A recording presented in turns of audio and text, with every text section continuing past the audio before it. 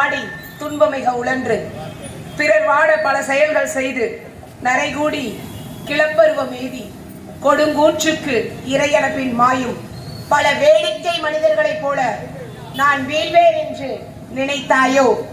நாம் தமிழர்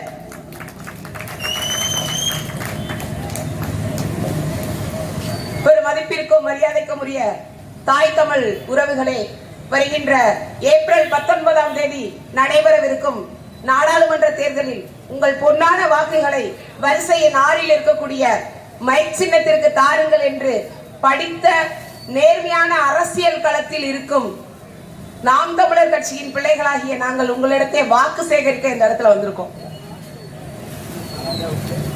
எதற்காக நாம் தமிழர் கட்சிக்கு வாக்களிக்கணும் அப்படின்னா, நீங்க எந்த வசதியுமே இதுவரைக்கும் பார்க்கலையே, நீங்க எந்த மகிழ்ச்சியையும் இதுவரைக்கும் பார்க்கல. அடிப்படை வசதினா என்னன்னே நீங்க அறியாம இருட்டுல இருக்கீங்க இல்லையா? உதயசூரியன் வந்தாலும் உங்களுக்கு ஒரு வெளிச்சமும் இல்ல. இலையுதிர் காலமா போச்சு. தயவு செய்து நாம் தமிழர் என்ற ஒற்றை இலக்கோடு இந்த தேர்தலில் நம்ம எல்லாரும் ஒன்றிணைவோம். தமிழர் நிலத்தை தமிழர் ஆள வேண்டும் என்ற ஒரு உன்னத கொள்கையை நம்ம எல்லாரும் வச்சிருக்கணும். இன்னைக்கு இலவசமா நாங்க மகளிருக்கு பேருந்து கொடுக்கிறோம். அதை மரியாதைக்குரிய அமைச்சர் பொன்முடி சொல்றாரு, உங்களுக்கு ஓசி பஸ் விட்டுருக்கோம்ல. நான் கேட்கிறேன், நான் போட்ட ஓட்டுல தானே நீ ஓசி ஏசி கார்ல போற? நான் போட்ட ஓட்டுல தானே நீ ஓசி ஏசி விமானத்துல போற? நான் போட்ட ஓட்டுல தானே நீ ஓசி ஏசி பங்களால இருக்க? நான் போட்ட ஓட்டுல தானே நீ வருமானத்துக்கு அதிகமா சொத்து குமிச்சு ஊழல் வழக்குல உள்ள போன? நான் கட்டின வரி பணத்துல தானே வாயா வாய்ந்து வெளியே வந்த? சிந்திச்சு பாருங்களேன் மக்களே, திருப்பி கேளுங்க. யாரு கேட்பா? நம்ம கட்டுற வரி பணம்லாம் ரோடு ஓடாம, நமக்காக சுத்தமான குடிநீரை கொடுக்காம, இலவச கல்வியை கொடுக்காம, மருத்துவத்தை கொடுக்காம, அப்ப காசெல்லாம் எங்க போகுது? இந்த ஊழல்வாதிகளுக்கு வாய்தா வாங்க போகுது. சிந்திச்சு பாருங்கள். இந்த ஊழல்வாதிகளுக்கு வாய்தா வாங்குறத காட்டுற அக்கறை என் மக்களுக்கு அடிப்படை வசதிகளை மேம்படுத்துறதுல காட்டியிருக்கலாம்ல இந்த அரசு. சிந்திச்சு பாருங்க. இந்த பக்கம் காங்கிரஸ் ஒரு கூட்டணி, திமுக கூட்டணி, கம்யூனிஸ்ட் கூட்டணி, இந்த பக்கம் பாரதிய ஜனதா கூட்டணி, நீங்க எல்லாம் கூட்டணி போட்டு மக்களுக்கு உடைக்க வரீங்க இல்லையா? பொதுவா ஒரு தேர்தல் அறிக்கையை வெளியிடுங்க.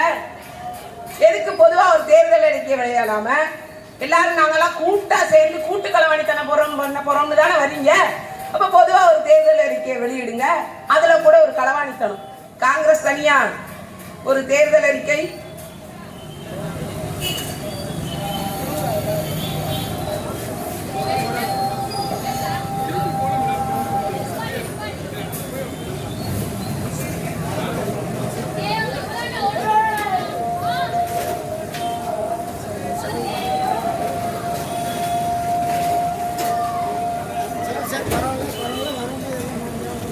வந்தீங்கல்ல, அந்த உயர்கல்வித்துறையை அவரை தவிர தாங்கி பிடிக்கிறதுக்கு தமிழகத்துல ஆளேன்னு ஆளுநரோட சண்டை வேற.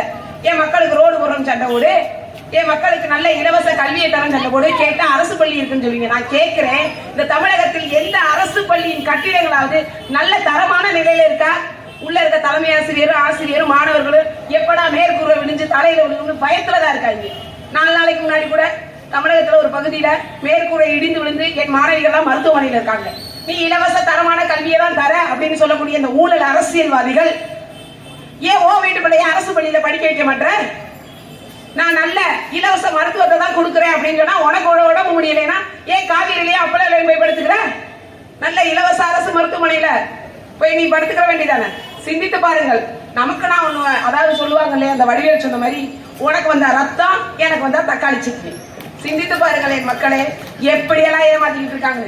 50 ஆண்டுகளுக்கு மேலாக போட்டவனுக்கு தான் போடுவேன், ஏமாந்தவன் தான் ஏமாறுவேன்னு மாறி மாறி ஏமாத்திட்டு இருக்கீங்க. உங்களுக்காக தான் நாங்க பேசிக்கிட்டு இருக்கோம். இதுவரை இந்த மதுரை பாராளுமன்றத்தில இருந்து ஒரு பெண் பாராளுமன்ற உறுப்பினரை கூட நீங்க சந்திக்கவே இல்லை, அனுப்பவே இல்லை பாராளுமன்றத்துக்கு. ஒரு மோசமான வரலாறு. இதே மதுரையில தான் கண்ணகி நீதி கேட்டு போராடி ஜெயிச்சா. இதே மதுரையில நாம் தமிழர் கட்சியின் சார்பாக போட்டியிடக்கூடிய ஒரே பெண் வேட்பாளர் நானு. இதுவரை கண்ட மோசமான வரலாற்றை மாற்றி அமைக்கணும் அப்படின்னா வருகின்ற ஏப்ரல் 19ஆம் தேதி நாம் தமிழர் கட்சியின் சார்பாக போட்டியிடக்கூடிய இந்த பெண் புலிய நீங்க பாராளுமன்றத்துக்கு அனுப்பி வைங்க. நிச்சயமாக உங்களுக்காக மைக்ல நீங்க கொடுக்கிற அழுத்தம் பாராளுமன்றத்துல நான் ஒன்றிய அரசுல கொடுக்கிற அழுத்தமா தான் இருக்கும். அப்படி நம்ம கேட்கறதுக்காக கொடுக்கலைன்னா பதவி விளைந்து வர எனக்கு பதவி முக்கியம் இல்லை, மக்களுக்காக உழைக்க வேண்டிய உயர்ந்த எண்ணம் தான் முக்கியம். நிச்சயமாக சின்னத்திற்காக வாக்களிக்காதீர்கள், மக்களுக்காக உழைக்க வேண்டும் என்ற உயர்ந்த எண்ணத்திற்கு வாக்களியுங்கள். சிந்தித்து வாக்களியுங்களே மக்களே. நாமே மாற்று, நாம் தமிழரே மாற்று.